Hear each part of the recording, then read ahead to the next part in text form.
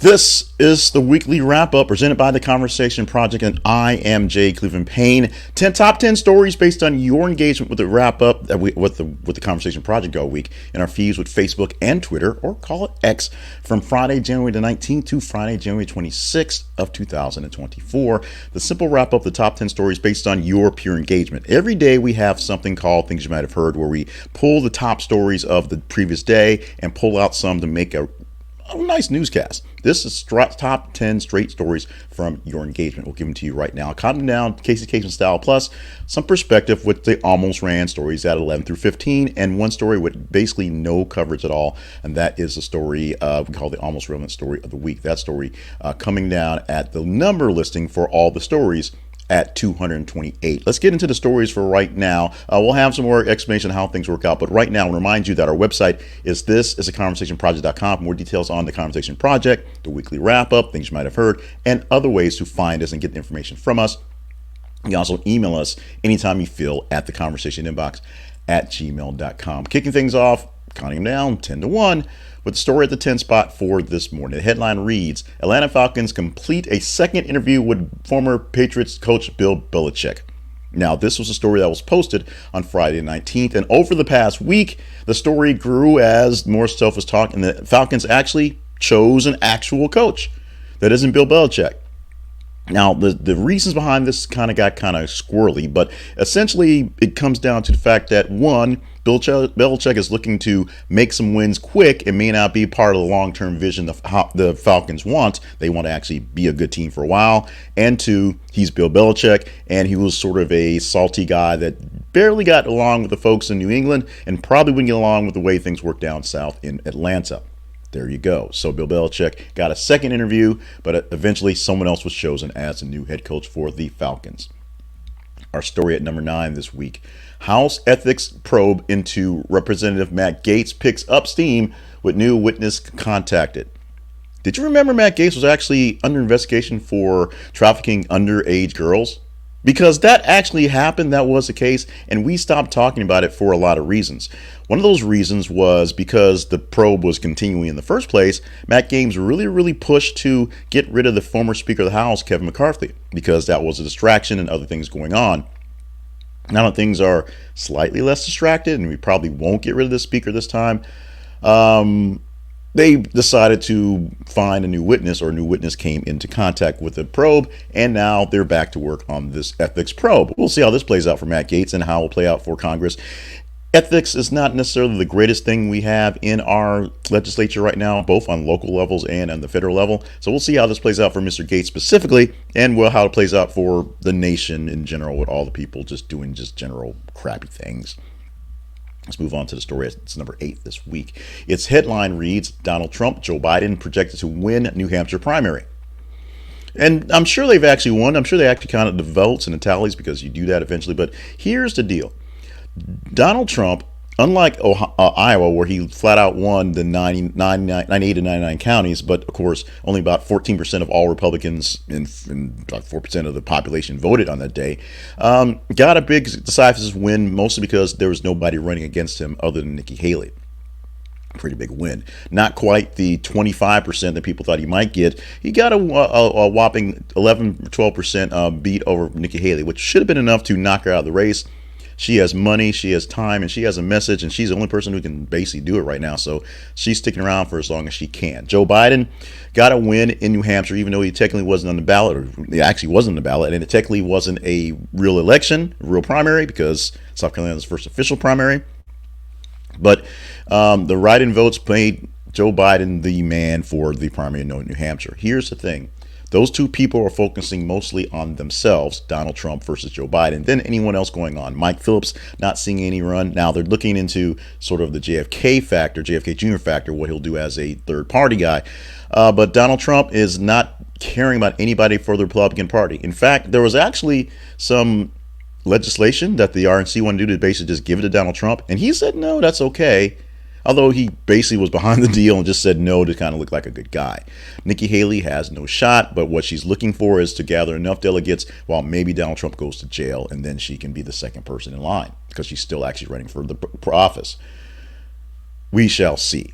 Not going to happen. We shall see. Our headline in the story that's listed number 7 for this week, the 7 story by your engagement, is this one. WWE boss Vince McMahon accused of sexual assault and trafficking in new lawsuit. This story also progressed as well, as this story was posted on Thursday the 25th, and on this Saturday, as we record this, on the 27th. Last night, Vince McMahon actually withdrew his name and took himself off of the board for TKO, the parent company that owns WWE and UFC, and off any workings there. This is the second time he's done that. He stepped away when there was a big deal from the WWE stuff and came back after a while to sort of lord over things, and came back essentially toward the TKO deal. What's been alleged is that a lawyer working in a legal department who lived near Mr. McMahon had her parents pass away, and he offered her, a chance to get a job, and work with WWE. But the offer was quid pro quo. He basically had to have a sexual relationship with him, and he handed her off, to other WWE superstars. The names have been bounced back and forth. No one has actually confirmed them, so we're not going to say them out loud. But there's some pretty significant folks that he essentially pushed this woman onto because she had to keep her job. That's what's going on. The case will go forward. We will see. But right now, Vince McMahon is no longer part of the dealings for TKO or WWE going forward. And number 6. The story headline reads, Jim Harbaugh leaves Michigan for Chargers head coaching job. Jim Harbaugh no longer there at Michigan to be kicked around, although winning a national title on his way out the door is a pretty cool thing to do. He does have a pretty good job and pretty good task ahead of him, bringing the Chargers back to prominence, which won't be so hard, should say, because they've got a solid team. They've got a good quarterback. They've got all the pieces. They just need somebody to basically run the show. They think Jim Harbaugh, that being the Los Angeles Chargers, is it. So happy trails to Jim Harbaugh, and happy coming ins to Jim Harbaugh. Leaving Michigan, leaving college, going back to the pros. Let's move on to the story that's number 5 this week. The headline of this one reads, Paramount Global braces for a new round of layoffs. Looking in 2024, Paramount Global is going to lay off a whole big other bunch of people around the world. So this won't just be a domestic U.S. thing. This will be a worldwide thing. Now, one of the things that is kind of the weird offshoot of the different strikes we had over the summer for writers and for actors who were looking for some sort of security from the networks and from the big people who are making all content, because their jobs and livelihoods were being taken away by the threat of streaming, which was one people they're working for, and the threat of AI. In the meantime, they're still laying people off, and entertainment peoples, and also layoffs in the gaming industry and layoffs in the newspaper and the news industry happening pretty quickly in 2024. We're not even a month in, 27 days in, and there are already many massive layoffs being planned or already been kicked off. The memo from CEO Bob Backlish says companies focusing streamlining operations. That could be a good thing to make things work out better, or just could be they're out of money and have to get rid of folks. We shall see how streamlined they will be and what happens. There's also some talk back and forth about buying out and selling pieces of Paramount Plus and Paramount Industries, things like that, which may also save Paramount Global. We have to see how this plays out for 2024 and unfortunately beyond. Headline for the 4th story this week. Joe Buck, Troy Aikman making ESPN history on Saturday. The Saturday was last Saturday, as they were broadcasting for a playoff game for ESPN/ABC, not Fox Sports as previously. So that was that. They did the broadcast game for ESPN. At the multi-year contract trying for ESPN. Essentially, they are the voices, the faces of Monday Night Football, no longer the lead analyst for the big Sunday game on Sunday for Fox. They do all the Monday Night Footballs and special editions, and they were the first time doing that as history. May not have seemed like much of history or much of a blazing story, but it was there. It was it. It was happened. You engaged in it. It's a number 4 story for the week. It lasted all weekend, so there you go. Let's talk about the story that's number 3. Maybe a bigger global story, but this is one that really had an impact because Harry and Meghan stories always hit pretty heavy when we get them on here. Prince Harry drops libel case against Daily Mail after damaging pretrial ruling. Prince Harry dropped that case against the Daily Mail, the libel case that he was pushing, while many other people, including the actual royals, were just sort of backing away and letting it go on. Harry pushed on, and now he's finally out of it. The lawsuit was over an article suggesting Harry tried to hide efforts to retain public funding security in the UK, essentially getting the people in the UK, the taxpayers, to pay for his security while he was there, as opposed to private, because he was no longer a full-time royal. After the debacle that was essentially holding all the pre-trial ruling stuff, he decided he's backing away, and now he must, pay the legal fees for the Daily Mail. That's sort of the bigger push on this. He actually paid the fees because he lost. That's what happens when you lose a case. You pay the fees for the winners. It's just one of the ways that lawsuits work. The second ranked story for this week: Ariana Grande loses nearly 500,000 Instagram followers after X-rated song about Ethan Slater. I really don't even know how to go into this one, but she apparently lost a whole bunch of followers after she released a song that referenced her relationship with Ethan Slater, which maybe she was married to, maybe she wasn't. I don't really understand that one. But because of that one, because it's not so much the Ariana Grande that people know and love and want to see, basically the silent protest was to leave her Instagram, and that happened. So what you see now is a less Instagrammed Ariana Grande. Is it really all that important in the grand scheme of things? Not really, but what's the story that you guys got engaged and got into it past weekend. It was posted on Saturday and it lasted the full week. So apparently all the love it got from Saturday, Sunday, and Monday, and some residual, I guess, down the line, was enough to make this number 2 story for the week. So let's hold on the spot for the number 1 story right now. The headline for this story is a big one, and people keep getting surprised that this person keeps coming up as a big deal, but she is. This was the top story in Facebook and in Twitter for responses for the week. It got 5.5% of all engagement of all stories over the week. So of the 228 stories, it was 5% of all engagement going there. The Ariana Grande only got 3.9, and this story is more engaging than the story at the very bottom, the one that no one cared for. We'll tell you what it is in a bit, but the engagement level is 909,999. Yes, 909,900, 909,900% less engaging than the other story. That sounds pretty similar because the numbers are pretty much just as bad from in previous cases. But here's the headline. Here's what we're talking about. Here who's in the news at big time. Caitlin Clark injured by Ohio State fans storming court after upset at Iowa. Caitlin Clark came into town with the Iowa Hawkeyes, and because she's the number 1 player and they're one of the number 1 teams, it was expected to blow out Ohio State. Ohio State actually got the win, and because they did, the fans and the students did what you do: you stormed the court. Of course, there's probably a fine for that. But what really happened, what really got big deal, is what may be zaprudered for the rest of our lives, is images of a fan bumping into Caitlin Clark and injuring her. Not seriously, but it was a matter of, she bumped into her and sort of knocked her down and maybe sprained her ankle, or maybe Clark jumped in the way to make it look like something was going to happen, basically making a charge. It's extremely dumb, the whole story. But Caitlin Clark is fine. She played again later on in the week for the game, so there's nothing wrong with her. Just a big story to kind of jump into the thing. The Caitlin Clark story, or stories, as her being one of the biggest players in college basketball. This mostly because men's players don't stick around long enough, so women's players get a chance to actually gain more momentum and learn more. Plus, they have better fundamentals and can do more star power, if you will, in the college ranks. Has been a reoccurring thing. Caitlin Clark getting injured, air quotes if you're listening to this, by Ohio State fans who stormed the court after they upset Iowa in the ball game this past weekend, late last week. There's some images. And so the story of the week is this podcast that supplements this podcast that we take from one of the top 10 stories of the week that you said. We go deeper into that story to give you more detail. For this week, it's the number 9 story that we posted on Wednesday.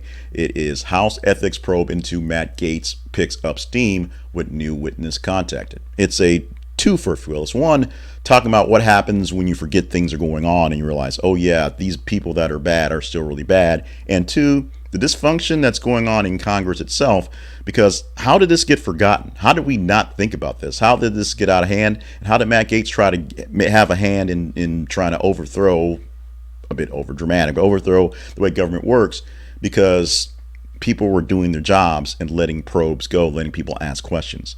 We'll go deeper into this one in a separate feed, separate story, separate podcast. Look for the story of the week in your podcast links or at our website. This is a conversationproject.com. Links to the podcast will come up there as well.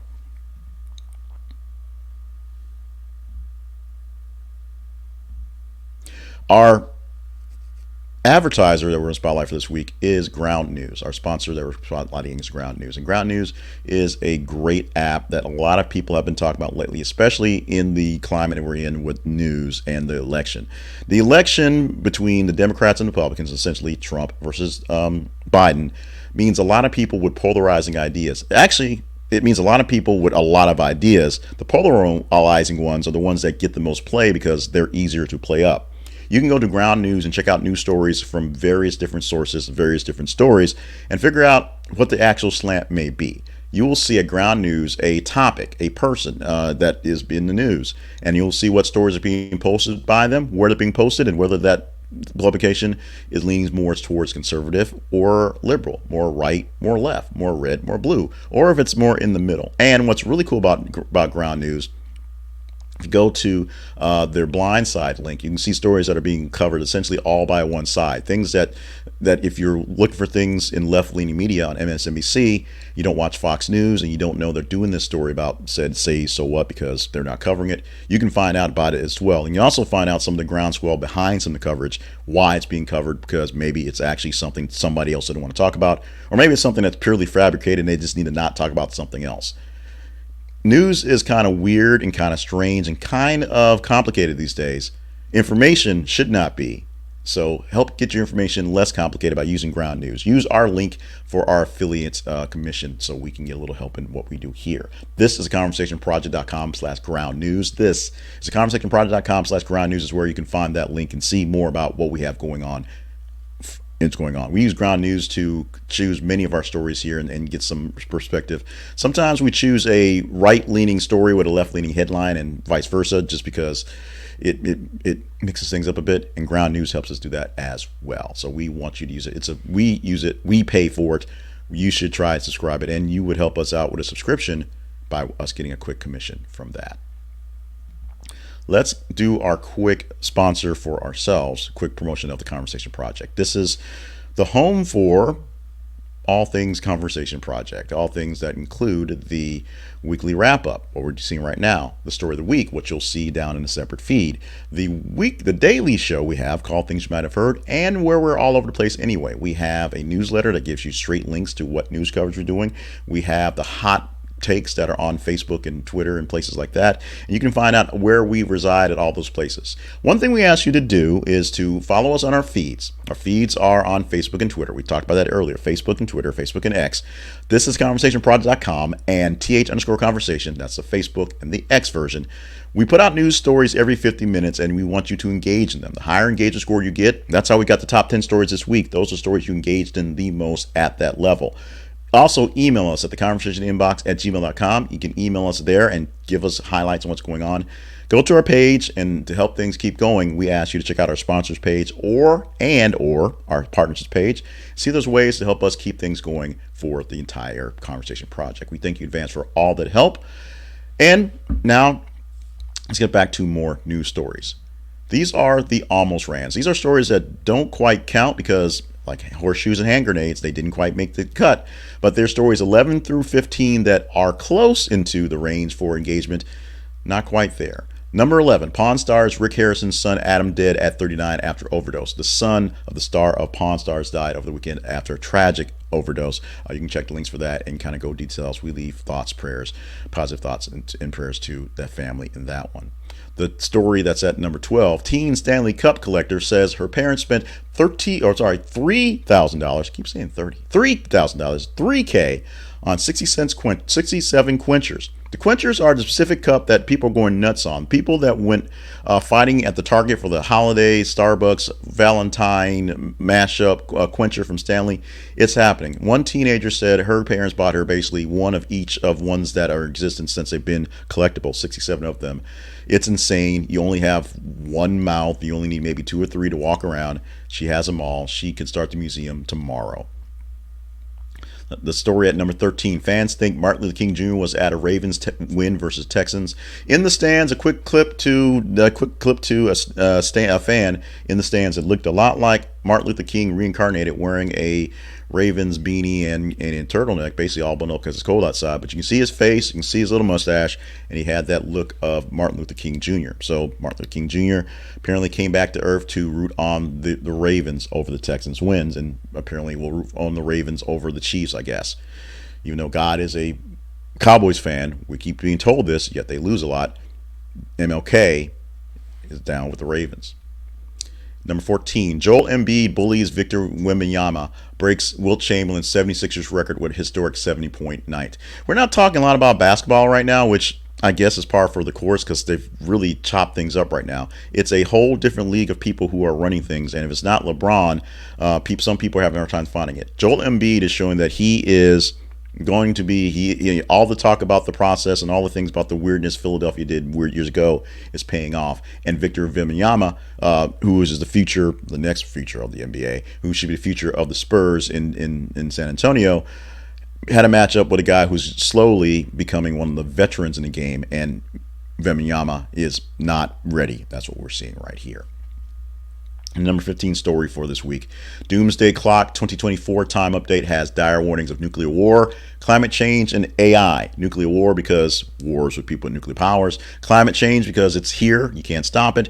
And AI because it's coming for all our jobs, including the fact that AI helped me write the script for this thing here. So I'd say it's coming for a job for a person here on staff, but we need the money for that staff. So help us out with that promotion for the staff. We'll get more staff people to get less AI stuff. Doomsday Clock now at 90 seconds of midnight. It always seems to be 90 seconds of midnight, but that's because we're looking at the global threat, originally made by the Bulletin of Atomic Scientists, dealing with specifically nuclear weapons. Now there's other things that are basically global threats. 90 seconds of midnight. We're about to blow ourselves up in about 90 seconds to the end as it is. The almost relevant story of the week. The headline for that story reads, Sperm donor makes shocking discovery after being father to over 97. That happened. As we said, this story is 900,000 more times less important than the top story, which is Caitlin Clark. By imagination, by reality, by basically all stage you've got going on. But the quick story on this one is People Magazine did an exclusive interview with this guy. Biological father of over 97 children. This revelation, that word too, came after a woman who had conceived the daughter using sperm managed to track him down. And so more people tracked him down to where he got it from. They checked his records and found that he had indeed donated to 97 women who were then able to conceive children. Congrats. I'm not sure why lady wanted to look him up, but some people just are way too curious. Quick reminder that I think I'm locked up right now. There we go. Quick reminder that the Conversation Project lives online at thisisaconversationproject.com. And you can email us at theconversationinbox@gmail.com, and our feeds on Facebook and Twitter, or call it X, facebook.com/thisisaconversationproject and twitter.com/th_conversation. That's how you can react to us. That's how you can get to us. You react to the stories in the feeds. I would say every 50 minutes we post a news story from various sources, and your reaction tells us what to talk about. On the daily show, we take the top stories from the batch. For Monday's show, will be the top 30 stories for the weekend. For Tuesday through Friday, top 15 of the day. And for Monday, give you 10 stories of that 30, and the rest of the week, 8 stories of the 15. That's how we do it daily. And then here on Saturday, we produce a show that offers you the top 10 stories per your pure engagement, the pure stories. They are there. Sometimes the top stories by engagement aren't as exciting as they might be. Sometimes they're just sort of the time-wise or things. And sometimes we find stories that I think are better and more people would actually get into. But you want to know what exactly you wanted to talk about this week. Apparently it was Caitlin Clark and Ariana Grande. That's what it is. They always come up big. Also Prince Harry always comes up big here. With that, we are done for this episode.